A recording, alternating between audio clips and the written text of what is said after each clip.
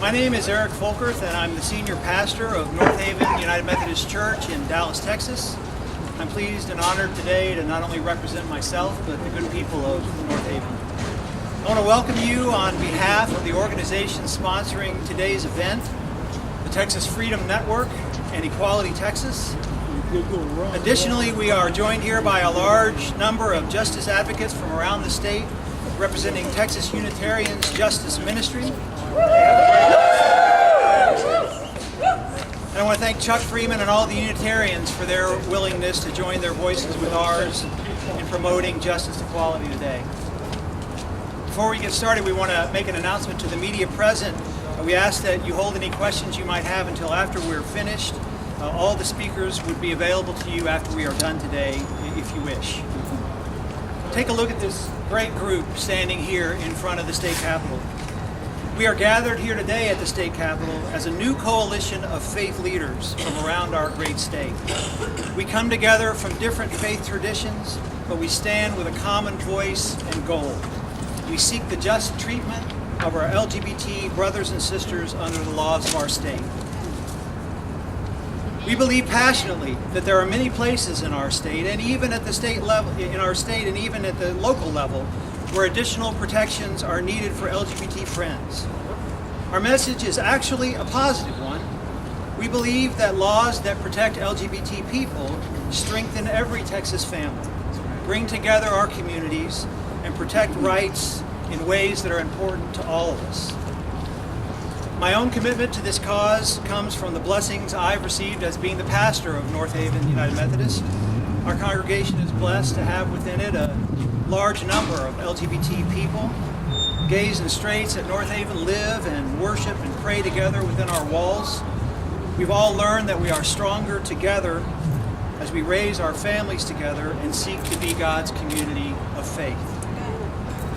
But I recognize as a happily married straight man that I am often afforded legal and social protection that our LGBT members are still not allowed in many cases. So I'm thinking today of Victor and Randy and their 2 children. I'm thinking of Mary and Lisa and their daughter. I'm thinking of Barry, who is a college professor. I'm thinking of Ed, who is a truck driver. All of them a part of the beautiful LGBT community that I have come to know and love. They are faithful members of our church. We worship, pray, and serve alongside each other. They are upstanding citizens. They pay their taxes, they work hard, and they are blessings to have as neighbors and friends. And the idea that any of them might be discriminated against by state or local law is absolutely unacceptable. Not only is it unacceptable to me as a minister of the gospel, but it's unacceptable to our straight members of our church, who cannot fathom why any community in Texas would discriminate against LGBT people. My wife is Hispanic, and we are very clear when we talk about these issues that just a few decades ago there were laws on the books of our states and our nation that might have discriminated against the 2 of us. We might not have been able to get a hotel room somewhere. All right. That's a crazy idea today. No one would fathom that in relationship to interracial marriages. And we shouldn't stand for laws that will discriminate against our LGBT friends in our age. Thankfully, many of the companies and cities in our Dallas area have already passed non-discrimination laws that are accepted and embraced. They are no big deal. So our positive message to the rest of the state is, no one here is asking for special rights and privileges. We're simply asking that the rights of LGBT persons not be diminished because of who they are or who they love. There's nothing to fear and everything to gain by treating all our citizens with dignity, respect, and justice under the law. Hear, hear. Yep. Finally, I'm here because of my faith tradition. Many of us here are clergy from around the state, from various faith traditions. The gospel of Jesus Christ, Jesus says this, do unto others as you'd have them do unto you.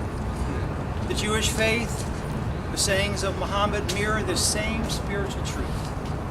The most powerful way to treat our brothers and sisters is to treat them the way you wish to be treated. The call of our faith, the call of justice, the call of the law compels us to this. So, if you would like to join us in this effort throughout our state, this is our first gathering, but there will be many other opportunities for people of faith from around the state to join in this effort. We invite you to visit the website texasbelieves.org to sign up and to join us there and to join the cause. Why is this so urgent? We're going to let those with us here today make the case for why people of faith should stand up and speak out for this righteous cause. You're about to hear three voices speaking from different faith traditions and denominations, but they speak for all of us as colleagues around the state. We invite you to listen closely to the words that they share here and let them speak to your conscience and call you to action for fairness and equality in Texas. Thank you.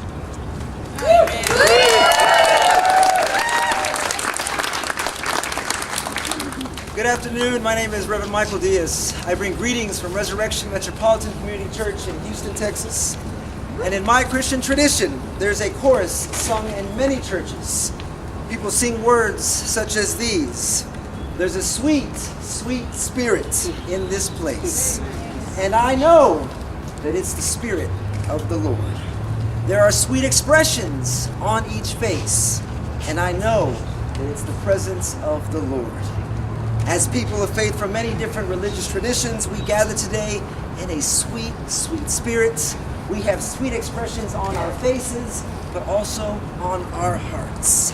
We are grateful to be in a country like the United States of America, in a place like the great state of Texas, where we can freely worship our Creator and freely practice our religion. And as Texans, religious liberty is a very important issue to each and every one of us. And in my tradition, the scriptures tell us to love your God with all of your heart, mind, and strength. And as a proud Texan, I take this commandment very seriously.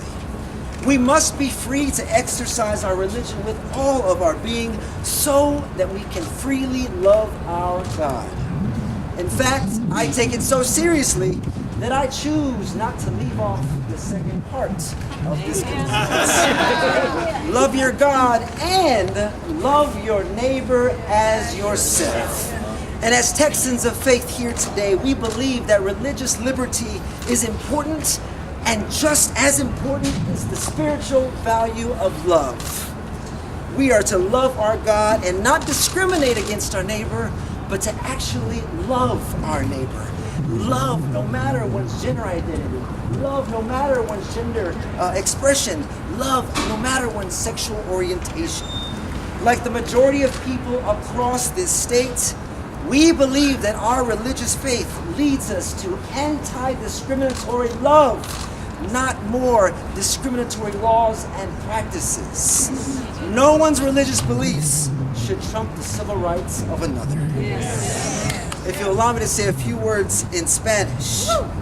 Como texanos de fe, creemos que la libertad religiosa es muy importante y el valor espiritual del amor es importante también. Debemos amar a nuestro Dios y no discriminar a nuestro vecino, sino amar a nuestro prójimo. Amar sin importar la expresión género or sexual orientation. Al igual, I'm Texas, so I'm Spanish.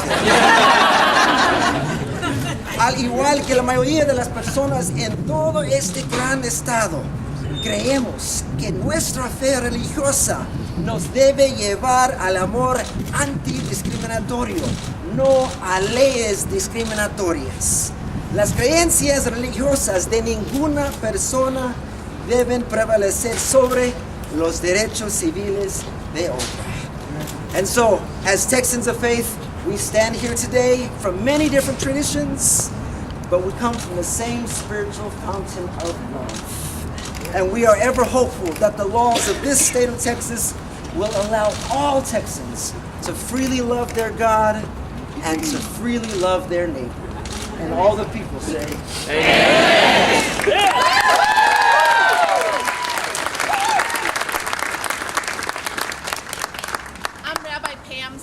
From Congregation Emmanuel in Houston, Texas.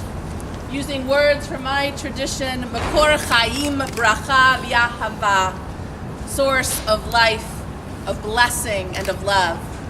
We call out to you on this day in thanks and in praise for all the goodness in our lives. Each one of us is created B'Tselem Elohim, in the image of God. Male and female, diverse in ethnicity and race, religion and sexual orientation, each one of us is holy, sacred, special, and aglow with your sacred light. A midrash, a rabbinic story told by the rabbis, explains that when God was about to breathe the spark of God's self into Adam and Eve, the angels became jealous and wanted to disturb God's plan. They wondered why God would want these fragile, finite, egocentric creatures to receive something so divine, so connected to God. The angels convened and conspired about places where they could hide the soul so that the first two human beings would be deprived of it. One angel suggested that the soul be hidden in the mountaintops, another at the bottom of the ocean. But the cleverest angel advised that one day humans would surely climb to the highest mountain peaks and dive to subterranean depths. That angel argued that there is only one place that the soul should be hidden: inside each person.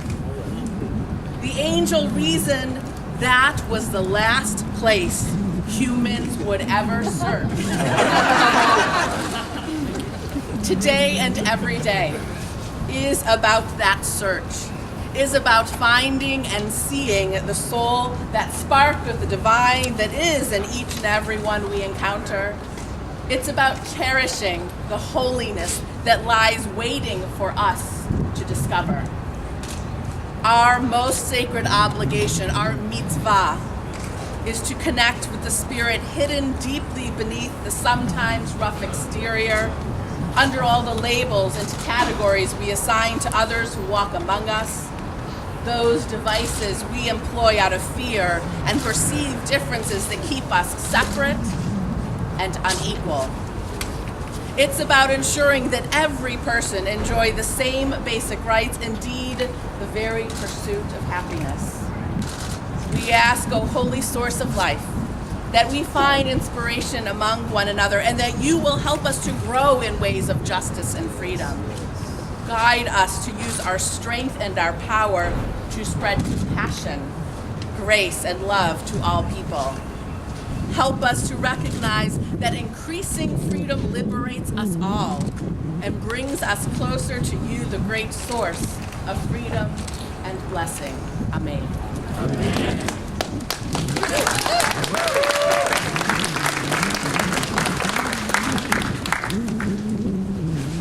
I'm Leslie Jackson from the United Church of Christ. We are here today to assert that our faith does not undermine LGBT equality in the state of Texas. It supports it. LGBT equality is not a distant cousin to faith, it is its progeny. Our advocacy and relentless pursuit of equality in this state is a call that joins in the tradition of civil rights leaders and all those who have sought to create a better society for all citizens. We join our voices with all those throughout history who have cried, "We demand equality." Equality is not righteous, it's not just justice, it is God in action. And we oppose the use of power to discriminate against our neighbors, our friends, and our family. We will not stand for it. We will not sit for it. We will not roll over and play dead, nor will we be complicit in such sinfulness. Instead, we will work to extinguish the sinful flame of discrimination. So together, we demand equality. Today, we stand on the precipice of a new and holy moment in this nation, a moment where the fundamental civil right to marry whom you love will be extended to all citizens. Many of us here today have taught, preached, and affirmed the righteousness of marriage equality for many years. And we are prepared to continue this refrain until love wins the day and marriage equality is the law of the land in this state and in every state. So together, we demand equality. But it is not just marriage that brings us to the Capitol steps. We also say no one should be turned away from a job or denied a place to live just because of who they are.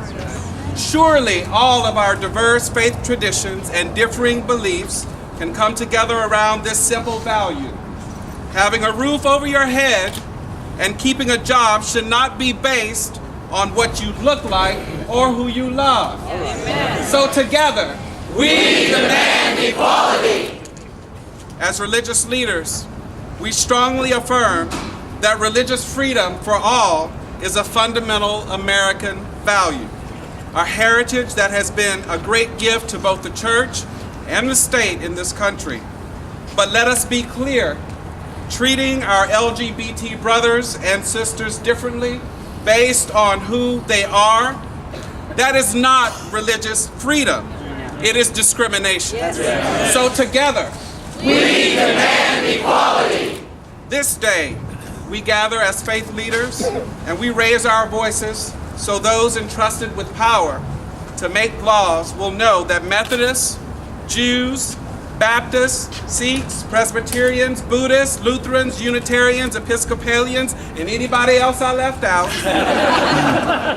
leaders of religious communities across Texas demand that each and every person in this state be treated fairly, equally, and with respect. Together, we demand equality. And though we speak out of our own personal religious convictions, we welcome all people of goodwill to join us in this commitment to create the beloved community in which everyone flourishes. We invite you to join us in this call to acknowledge the worth and dignity of all families under the law and to stand against discrimination based on an individual's sexual orientation or gender identity or expression. It is your vision of the beloved community. Join with us now as we say, we demand equality. Again, we demand equality. Now, let it resound loud as the rolling thunder again. We demand equality. And so it is. Amen. Amen. Thank you for joining us for today's service.